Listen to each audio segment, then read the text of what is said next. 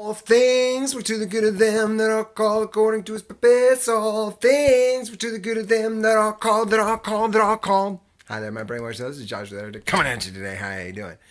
So, I just did all my videos on what is canon and what isn't canon, and I wanted to make one more video about how do we treat Bible books that are not considered canon.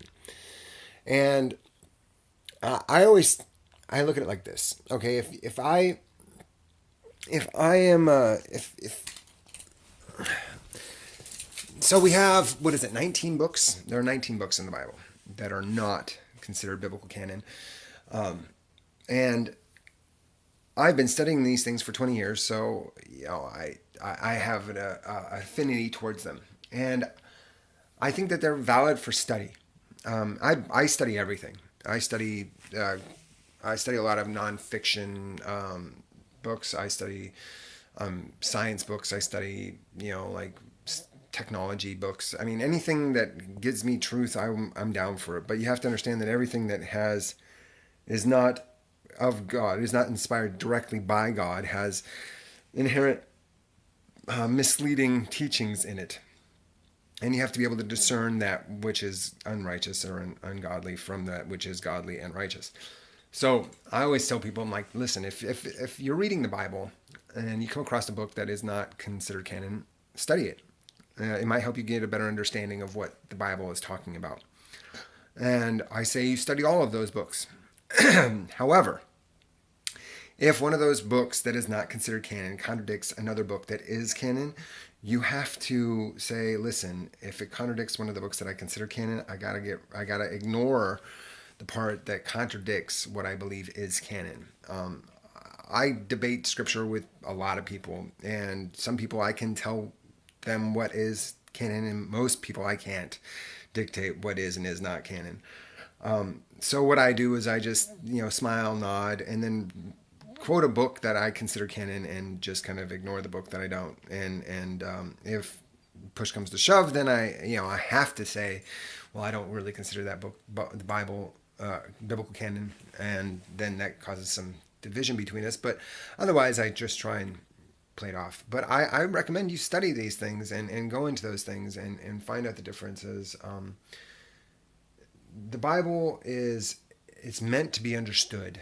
And a lot of these books are very frilly, especially like Gospel of John and Ephesians, and they have all this poetic language, and it makes it very difficult it leaves it very open for interpretation because of how frilly the language is.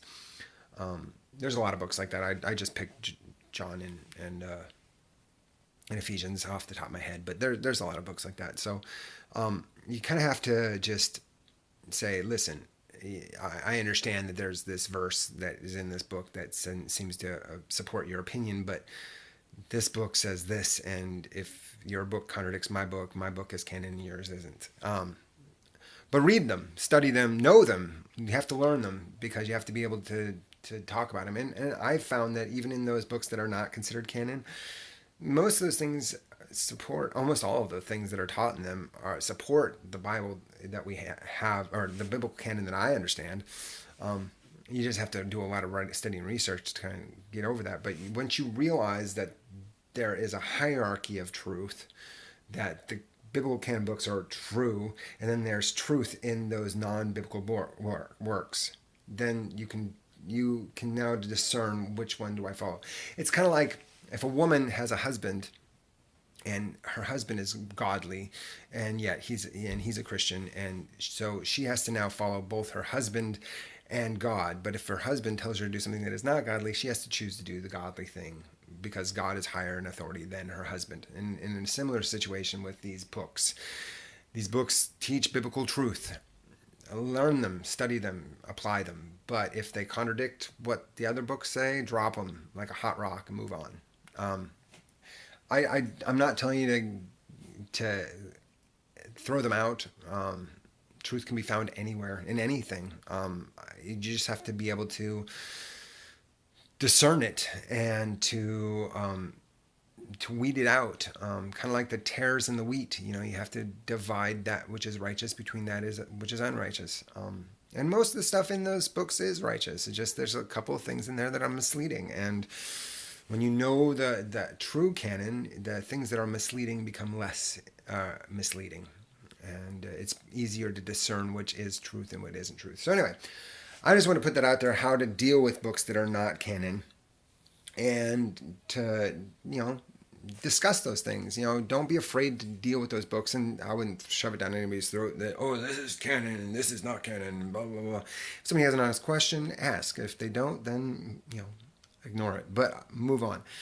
But I just wanted, this had to be out there. I mean, nobody else is teaching this. So I thought that since God shared it with me, I should share it with everybody. And I don't mind taking the heat. But anyway, I just want to put that out there, let you all know.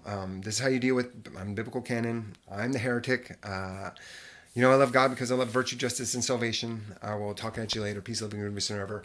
What's up?